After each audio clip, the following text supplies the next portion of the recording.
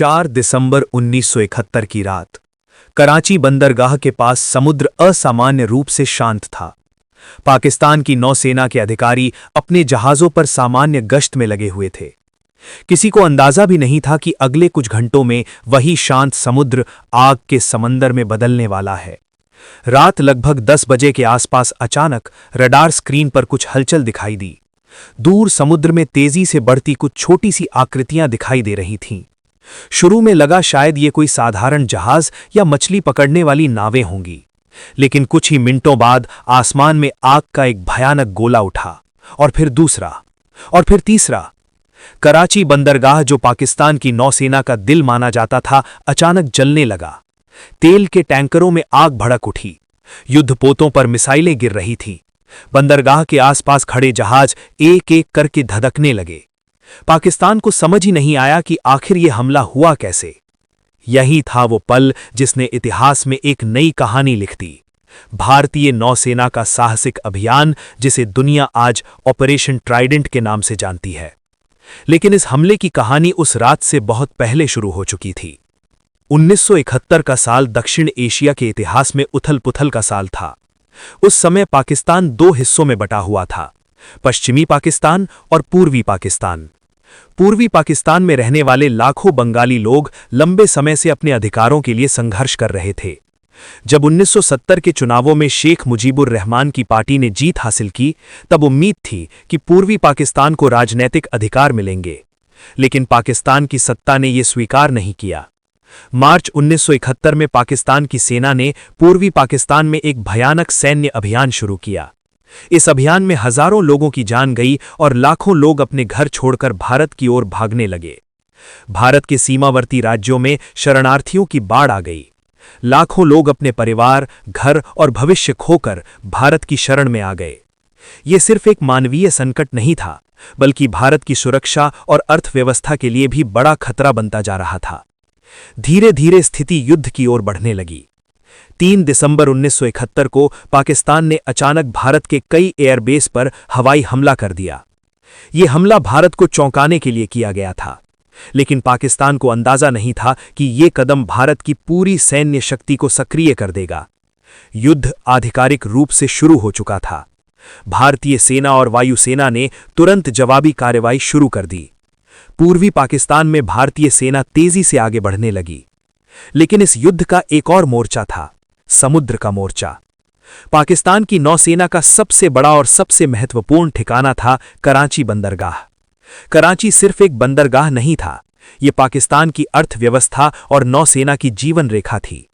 देश का अधिकांश तेल यहीं से आता था और नौसेना के बड़े जहाज यहीं तैनात रहते थे।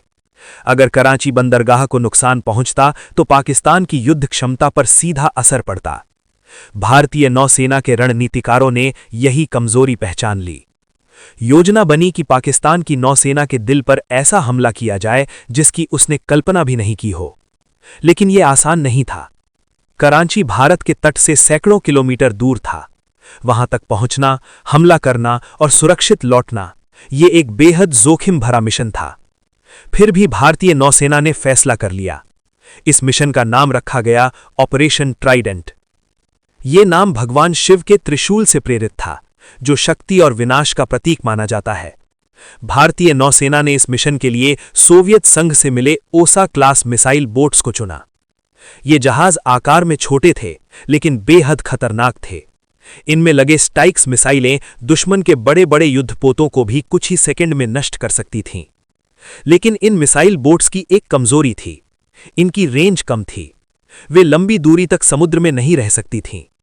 इस समस्या का हल भी ढूंढ लिया गया। मिसाइल बोट्स के साथ बड़े जहाजों को भेजा गया, जो रास्ते में उन्हें ईंधन और सुरक्षा दे सकते थे। 4 दिसंबर 1971 की शाम को भारतीय नौसेना का छोटा लेकिन खतरनाक बेड़ा अरब सागर में चुपचाप आगे बढ़ रहा था।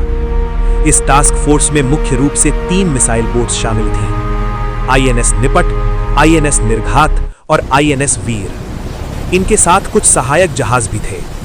समुद्र में अंधेरा छा चुका था। जहाजों की लाइटें बंद थीं। रेडियो संचार न्यूनतम रखा गया था, ताकि दुश्मन को उनकी मौजूदगी का पता न चले। हर नाविक जानता था कि वो इतिहास के सबसे खतरनाक मिशनों में से एक का हिस्सा है। जैसे जैसे रात गहराती गई, भारतीय बेड़ा कराची के करीब पहुंचता गया। रात लगभग 10 बजे भारतीय रडार पर पहला लक्ष्य दिखाई दिया। यह पाकिस्तान का युद्धपोत पीएनएस खैबर था। आईएनएस निर्घात ने तुरंत अपनी मिसाइल लॉन्च की। कुछ ही सेकंड में मिसाइल ने खैबर को निशाना बनाया।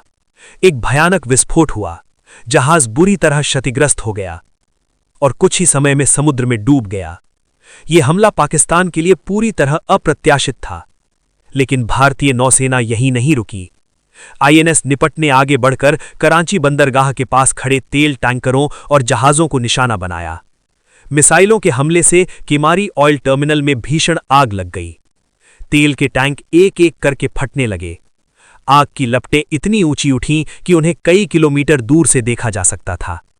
कराची का आसमान लाल हो गया था। इस बीच आईएनएस वीर ने पाकिस्तान के एक और युद्धपोत पीएनएस मुहाफिज को निशाना बनाया। मिसाइल सीधे जहाज से टकराई। कुछ ही क्षणों में वो जहाज भी समुद्र में समा गया। अब कराची बंदरगाह पर अफरा तफरी मच चुकी थी। पाकिस्तान की नौसेना को समझ ही नहीं आ रहा था कि हमला कहां से हुआ है और दुश्मन कितने जहाजों के साथ आया है। भारतीय बेड़े ने अपना मिशन पूरा कर लिया था। उन्होंने कराची बंदरगाह को भारी नुकसान पहुंचाया और फिर तेजी से भारतीय तट की ओर लौटने लगे। सबसे आश्चर्यजनक बात यह थी कि पूरे ऑपरेशन के दौरान भारत का एक भी जहाज नष्ट नहीं हुआ। यह हमला इतना प्रभावशाली था कि पाकिस्तान की नौसेना कई दिनों तक कराची बंदरगाह से बाहर निकलने की हिम्मत नहीं कर पाई। कराची के तेल भंडार में लगी आग कई दिनों तक जलती रही। इस हमले ने पाकिस्तान की नौसैनिक क्षमता को बुरी तरह प्रभावित किया। भारतीय नौसेना ने यह साबित कर दिया कि साहस और रणनीति से बड़ी शक्ति को भी चौंकाया जा सकता है। ऑपरेशन ट्राइडेंट सिर्फ एक सैन्य हमला नहीं था, ये एक ऐसा संदेश था जिसने पूरी दुनिया को दिखा दिया कि भारतीय नौसेना कितनी क्षमतावान और साहसी है। 4 दिसंबर की उस रात कराची के समुद्र में जो आग भड़की थी, उसने इतिहास में भारतीय नौसेना की ताकत की एक अमिट कहानी लिख दी है।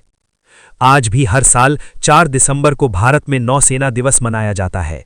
ये दिन सिर्फ एक जीत की याद नहीं है, ये उन नाविकों के साहस, रणनीति और समर्पण की याद है जिन्होंने उस रात दुश्मन के दिल में जाकर ऐसा हमला किया जिसकी गूंज आज भी इतिहास के पन्नों में सुनाई देती है।